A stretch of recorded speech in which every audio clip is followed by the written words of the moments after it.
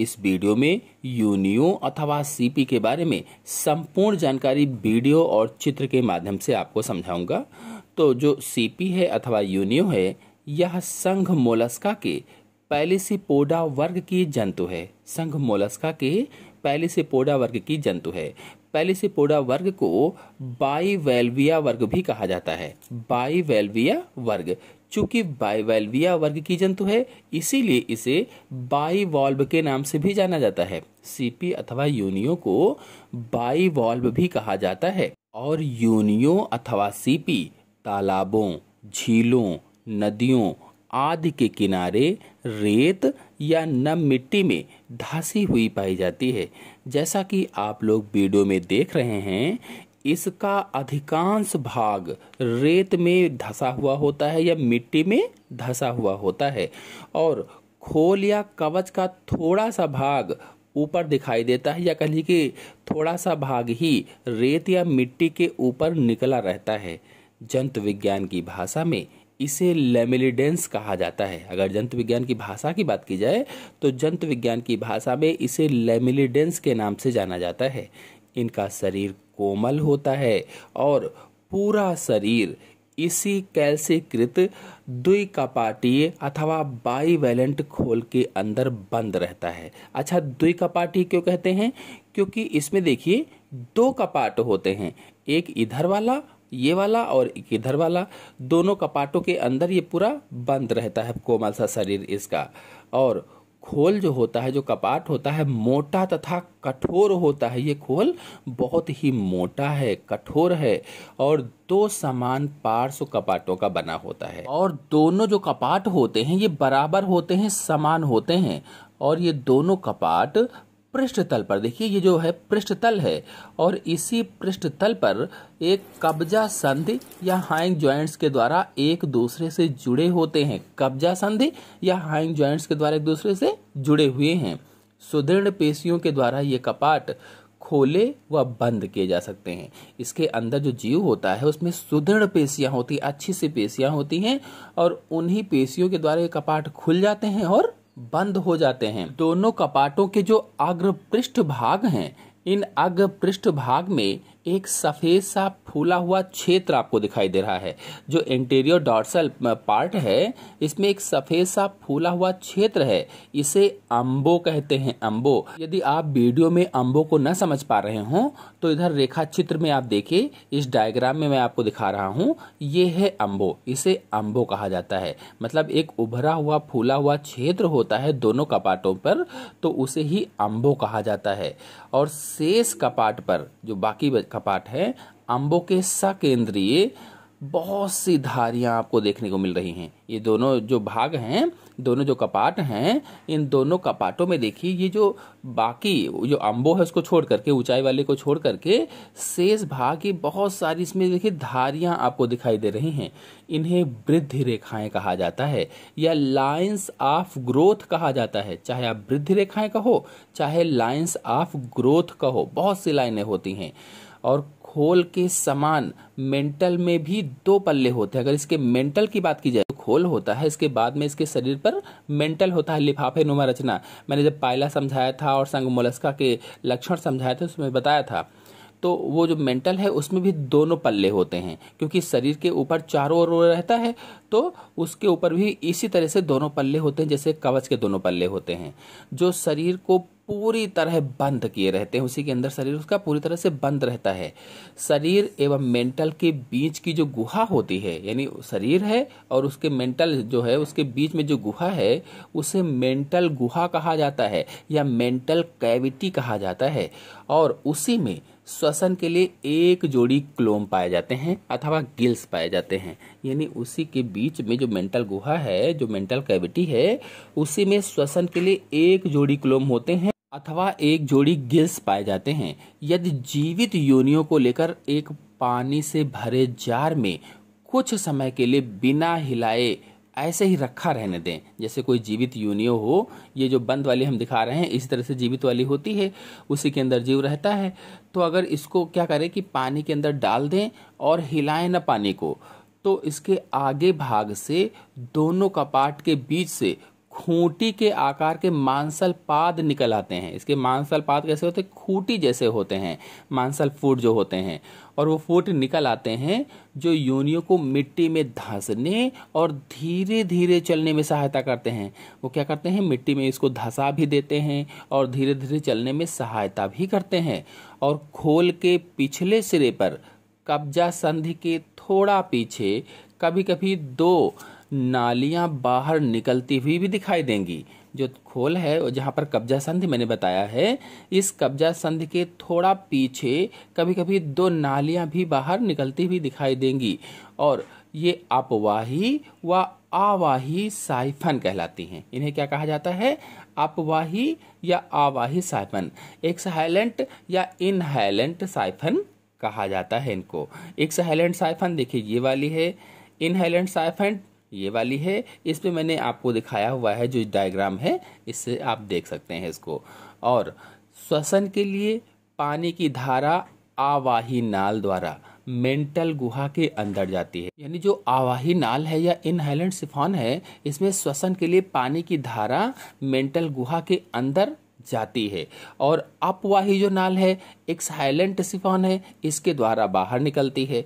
तो जो पानी की धारा है आवाही नाल या इनहेलेंट के द्वारा जाएगी और एक्सहेलेंट के द्वारा बाहर निकलेगी, क्योंकि इनका मतलब ही होता है अंदर जाना, इसका मतलब होता है बाहर निकलना। और योनियों के जीवन चक्र में या इसकी लाइफ साइकिल में ग्लोकीडियम लार्वा पाया जाता है, ग्लोकीडियम लार्वा। और इसका जो वर्धन है मादा की जल नलिकाओं के अंदर पूर्ण होता है। जो मादा की जल नलिकाएं होती हैं, उन्हीं जल नलिकाओं के अंदर ग्लोकीडियम लार्वा का वर्धन पूर्ण होता है, परिवर्धन पूर्ण होता है, डेवलपमेंट होता है कह लीजिए। और योनियों का खोल बटन आदि बनाने के काम आता है। जिसका खोल होता है वो बटन आदि बनाने के लिए यूज किया जाता है। इस प्रकार से मैं आपको बताऊं कि योनियों में केवल जलीय श्वसन होता है, केवल जलीय श्वसन, क्योंकि जल में पाई जाती है। और जलीय श्वसन होता कैसे है किन अंगों से? तो गिल्स के द्वारा अथवा क्लोम के द्वारा, या कहिए आप मेंटल के द्वारा भी आप इसको कह सकते हैं। और फुफ्फुसीय कोष इसमें नहीं पाए जाते हैं, फुफ्फुसीय कोष अनुपस्थित होते हैं, एब्सेंट होते हैं। और प्रत्येक लैमिला की जल नलिका ब्रैंकियल कक्ष में खुलती है। जितने भी लैमिला होते हैं उनकी जल नलिकाएं ब्रैंकियल कक्ष में खुलती हैं, चैम्बर में खुलती हैं। और न्यूकल पाली अनुपस्थित होती है। जो न्यूकल पाली है वो नहीं पाई जाती है। अगर इसके पाचन तंत्र की बात करें, योनियों में अगर डाइजेस्टिव सिस्टम की बात करें, तो पाचन तंत्र में आहार नाल और एक जोड़ी पाचक ग्रंथियां पाई जाती हैं। पूरी आहार नाल होती है और एक जोड़ी पाचक ग्रंथियां होती हैं। अगर आहार नाल की बात करें तो आहार नाल एक लंबी कुंडलित नलिका है, लंबी सी होती है, कुंडलित नलिका होती है, जिसमें मुख, ग्रास नाल, आमाशय, आंत और मलाशय होता है। यानी आहार नाल में क्या क्या होता है?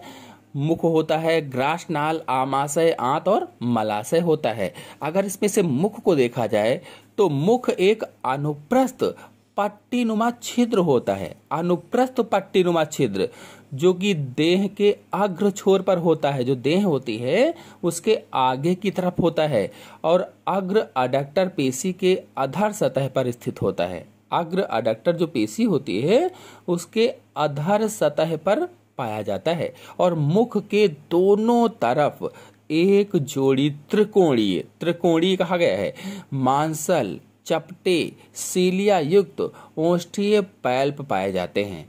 त्रिकोणीय होते हैं, मांसल होते हैं, चपटे होते हैं, सीलिया युक्त होते हैं, ओष्ठीय पैल्प पाए जाते हैं मुख के दोनों तरफ, जिनमें से एक मुख के आगे और एक पीछे होता है। यानी एक मुख के आगे होता है और एक मुख के पीछे होता है। आपको बता दें जो योनियों है अथवा सीपी है, इसमें जबड़े युक्त मुख गुहा और रेड्यूला नहीं पाए जाते हैं। जबकि जो पाइला था उसमें पाए जाते थे, लेकिन योनियों अथवा सीपी में जबड़े युक्त मुख गुहा और रेड्यूला नहीं पाए जाते हैं। Point be noted. और इसमें जो ग्रास नाल होती है मुख के पीछे और पृष्ठ भाग में एक छोटे से सकरे से पतले से नलिकाकार भाग में खुलती है, उसे ही ग्रास नाल कहा जाता है। और आपको बता दें ग्रास नाल की जो आंतरिक सतह होती है, अंदर की जो भित्ति होती है, उसमें सीलिया होते हैं, बहुत सारे सीलिया रहते हैं, सीलिया युक्त होती है जी ग्रास नाल। ग्रास नाल के आगे की तरफ मोटी थैलीनुमा संरचना आमाशय कहलाती है। जिसमें सीलिया का स्तर होता है, यानी इसमें भी सीलिया का स्तर पाया जाता है और यह एक बड़ी पाचक ग्रंथि या यकृत द्वारा घिरा रहता है। आपको बता दें कि आमाशय के अधर भाग में क्रिस्टलाइन स्टाइल पाए जाते हैं, क्रिस्टलाइन स्टाइल। और ये जो क्रिस्टलाइन स्टाइल होते हैं ये पारदर्शी, ठोस, जिलेटिनीकृत एवं लचीली छड़नुमा संरचना होती है।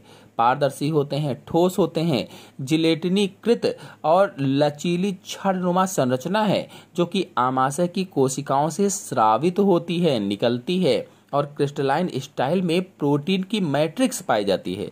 जो क्रिस्टलाइन स्टाइल है इसमें प्रोटीन की मैट्रिक्स होती है और इसमें म्यूकस तथा कार्बोहाइड्रेट तोड़ने वाले एमाइलेज और ग्लूकोनिएज एंजाइम होते हैं। यानी जो क्रिस्टलाइन स्टाइल है इसकी मैट्रिक्स में कौन कौन से एंजाइम पाए जाते हैं?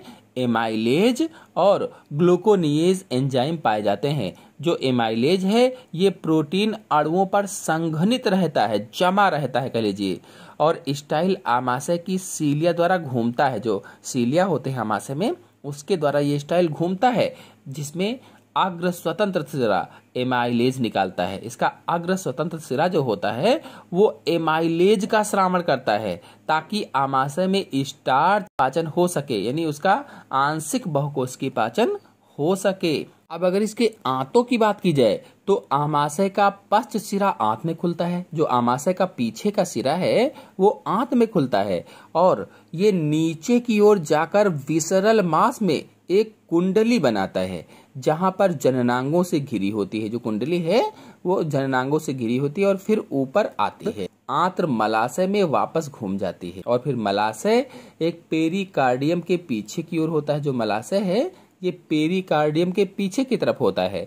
यह निलय के अनुप्रस्थ चलता है और पश्च अडक्टर पेशी के ऊपर गुदा द्वार द्वारा साइफन में खुलता है। जो पश्च अडक्टर पेशी होती है उसके ऊपर गुदा द्वार के द्वारा साइफन में खुल जाता है, जो फ्लोएका की भांति कार्य करता है, फ्लोएका की भांति। अब अगर इसके पाचक ग्रंथियों की बात करें तो यकृत एक पाचक ग्रंथि है। जो इसमें यकृत पाया जाता है, जो लीवर पाया जाता है वो एक पाचक ग्रंथि है जो पार्श्व और पश्च सतह से आमाशय से घिरी रहती है, यानी बगल में और पीछे वाली सतह से आमाशय से घिरी होती है।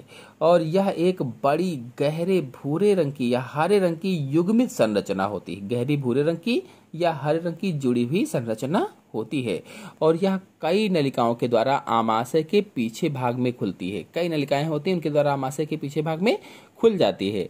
यह पाचक एंजाइमों का स्राव करती है, यानी इससे पाचक एंजाइम निकलते हैं और इसकी कोशिकाएं भोज्य कणों को अपने अंदर करने में सक्षम होती हैं, अंतर्ग्रहण करने में सक्षम होती हैं। और जहां पर अंतःकोशिकीय पाचन होता है, यानी अंतःकोशिकीय पाचन पाया जाता है।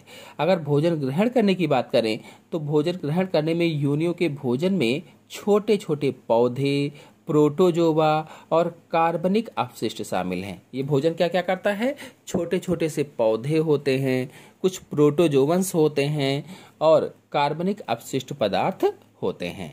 यूनियो एक फिल्टर या सीलिया से भोजन लेने वाला जंतु है। फिल्टर या सीलिया से, या टेनिडिया जो कि भोजन प्राप्त करने का कार्य करते हैं। और श्वसन का वेग भोज्य कणों के मेंटल गुहा में लाता है। जो श्वसन का वेग होता है उसी वेग से जो भोज्य कण होते हैं वो मेंटल गुहा में आ जाते हैं और मेंटल गुहा में आने के बाद जल का वेग धीमा हो जाता है, धीरे धीरे चलने लगता है और भारी जो कण होते हैं वो नीचे बैठ जाते हैं और पीछे के हिस्से में चले जाते हैं। छोटे कण टेनिडिया के गिल्स तंतुओं के ऊपर से जल के वेग के साथ चले जाते हैं और गिल तंतुओं के विभिन्न सीलिया अलग अलग कार्य करते हैं। पार्श्वीय जो सीलिया होते हैं, जो बगल के सीलिया होते हैं, भोजन युक्त जलीय वेग को मेंटल गुहा में लाते हैं और अग्र पार्श्वीय जो सीलिया होते हैं ये छोटे भोज्य कणों को तंतुओं के ऊपर लादते जाते हैं और बड़े भोज्य कणों को टेनिडिया में फंसने से रोकते हैं।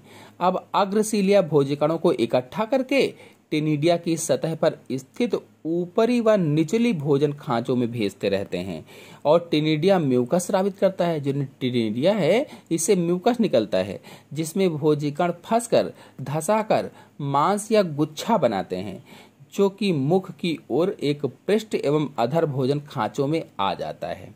इस प्रकार से लेबियल ओष्ठ कह लीजिए कि पल्प के सीलिया म्यूकस लदे भोजन को मुख में सीलिया युक्त मुखीय खांचों के सहारे भेज देते हैं और लेबियल पल्प भोजन के छांटने एवं मुख तक पहुंचाने का कार्य करते हैं। साथ ही कुछ भोज्य कणों को रोकने और उन्हें बाहर की ओर जाने वाले वेग तक भेजने का भी कार्य करते हैं। अगर इसके तंत्रिका तंत्र की बात करें, नर्वस सिस्टम की बात करें, तो तंत्रिका तंत्र कम विकसित होता है। इसमें सेरेब्रल और प्लूरल में गैंग्लियन मिल करके सेरेब्रोप्लूरल गैंग्लियन मास बनाते हैं। मुखी गैंग्लिया अनुपस्थित होते हैं, एब्सेंट होते हैं। द्विपॉलित गैंग्लियन मास को दो अलग अलग पादीय गैंग्लियनों के मिलने से बनता है। जो द्विपालित गैंग्लियनिक मास है, ये दो अलग अलग पादीय गैंग्लियनों से के मिलने से बन जाता है।